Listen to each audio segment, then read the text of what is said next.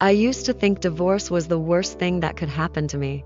Turns out it was the beginning of everything I never gave myself permission to want. I was 36 when my marriage ended. 2 kids, a part-time job I didn't love, and a version of myself I barely recognized. The breakup wasn't explosive. It was quiet, tired, and overdue. But when it finally happened, I still felt like I had failed at love, family, and the picture-perfect life I thought I was supposed to have. At first, I kept things together for my kids, smiled when I dropped them at school, cried in the car on the way home. I didn't know who I was without him until I started doing things just for me. I signed up for a local writing course, quietly, without telling anyone.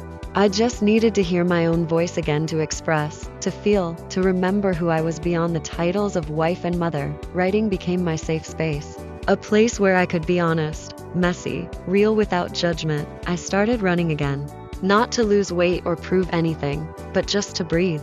With every step, I released some of the pain, the pressure, and the silence I had carried for years. It was how I reconnected with my body, my strength. Professionally, I began showing up for myself. I updated my LinkedIn. I rewrote my resume. I applied to freelance jobs that terrified me. I got rejections, lots of them, but I kept trying. I showed up when I felt unqualified. I showed up when I felt invisible.